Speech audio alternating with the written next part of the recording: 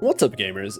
Do you like money? Oh, I like money. Do you like playing the game while not actually playing the game? Well, you're in luck because today I'm going to be going over 5 of my favorite money makers that you can do while away from your keyboard. Number 5. So I've never actually done this one in my life, but I was chilling in Discord with some friends and they told me that I have to include it.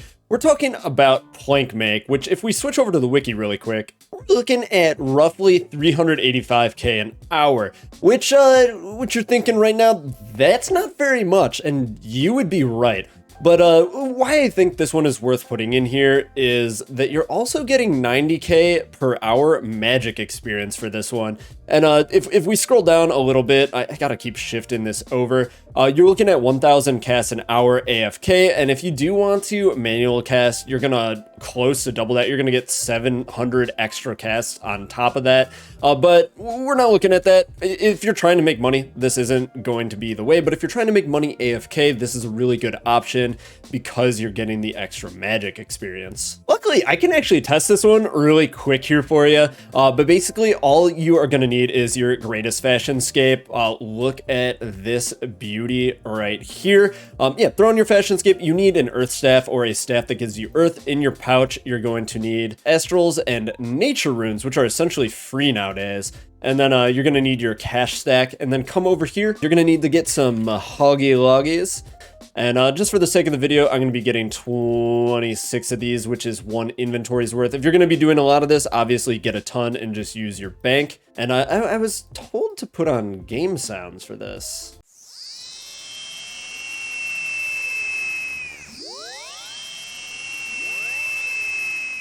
Boom! Look at all that profit. Actually, I had to turn down the volume on the sounds on that last clip.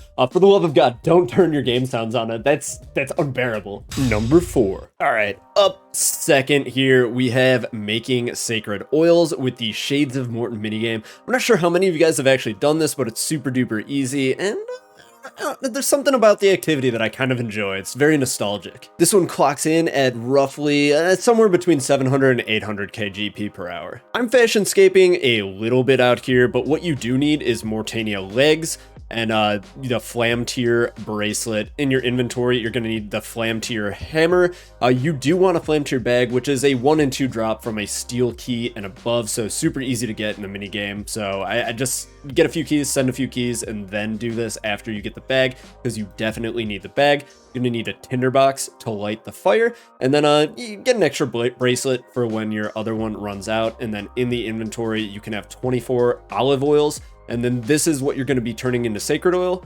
banking, and repeating.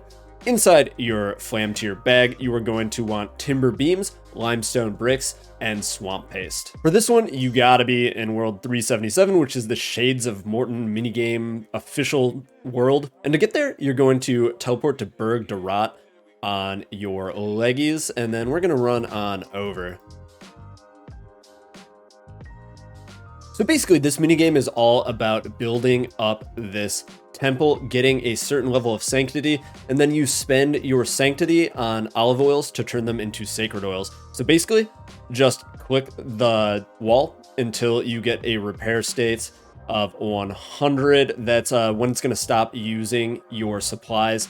And actually, maybe it's going to start loading my resources. I don't really do this too often, so I might be telling you a bunch of lies. But anyways, yeah, it's loading up resources for us, and then we're building up sanctity as we're doing this. And then essentially, you can just AFK this. Just hands off and let it do its thing. Once your sanctity builds up, I'll show you what that is. But yeah, let me AFK for like 2 or 3 minutes, and I'll see ya when our sanctity is at 100. Every once in a while, you will stop repairing the wall, and you'll have to click it again. Very annoying, I know, but it's not too big of a deal. Close enough. Sanctity's high. Use your olive oil on the thing. And it looks like you gotta manually add each one. Kind of annoying. Not very AFK, is it? And if we look down here in the chat, 1 olive oil was 63 GP, and then 1 sacred oil is 2,262. Looks like basic profit of 2,200 per vial. Number 3. Next up, we got brutal black dragons. What you're gonna want is a setup with range with a crossbow, or the twisted bow if you can afford one.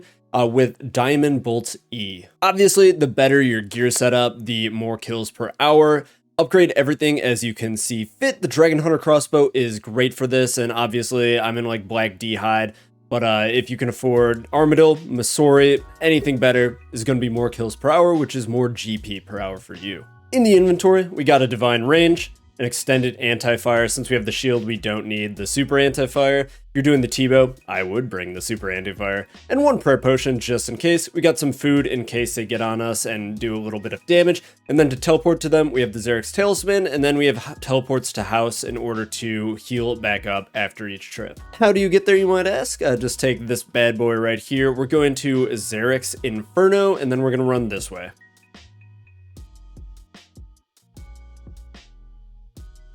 And it's not on your minimap, but there will be this hole right here. If you want to take a look, it's between these two houses, kind of by these two, with the water symbols on them. Once you're here, you can pot on up.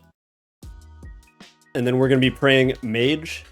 Auto retaliate on just to make it a little bit more AFK. And then that's it. You just want to stay out of melee range. Pay a little bit of attention. This one isn't going to be as AFK as some of the other ones, but it should offer you some good, chill AFK time.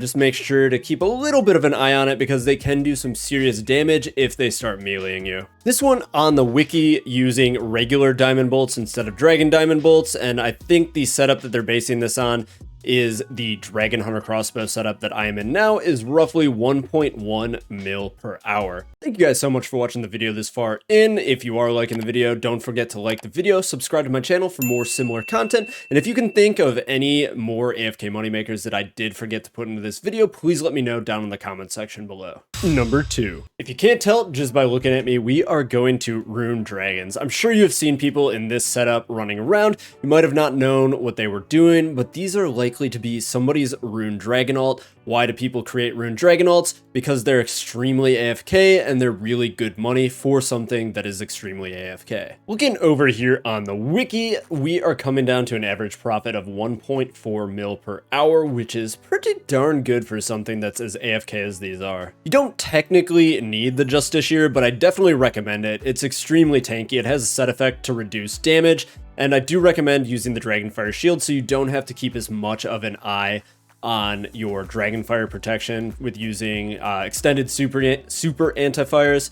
You're definitely going to want a Dragon Hunter Lance. You can use a Fang, but honestly, if you're going to be doing this long term, just invest in a Lance. It's going to be worth it. And then the rest of the gear you can downgrade as you see fit. How do you get there? Use your Dig Site Pendant. You're going to rub that bad boy up and down and teleport to Lithcrin. And then just follow along with me here.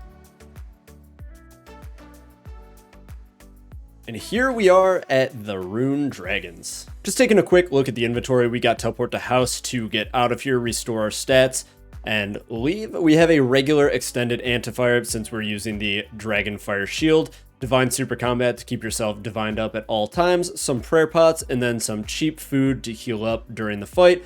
Brews are completely unnecessary. Once you're ready to go in, just pot on up. Protect from magic. I'm going to use Piety just to make these go a little bit quicker. And then we're just going to throw in our auto retaliate and let it do its thing. One thing I did not mention earlier, you are going to absolutely have to do insulated boots if you want to AFK these.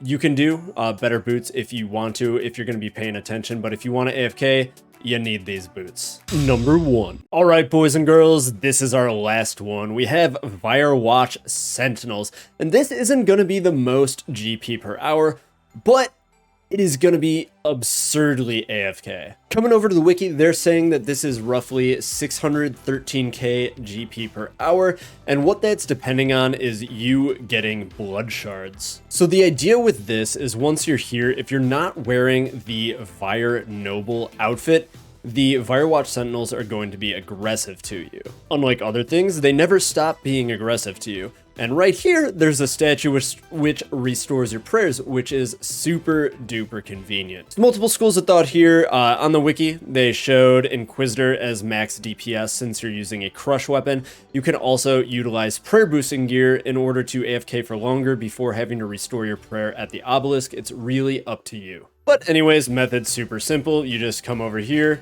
pot up, protect melee, and you pop on your gear. They're aggressive to you. You auto retaliate and you smash them around a little bit. Easy peasy.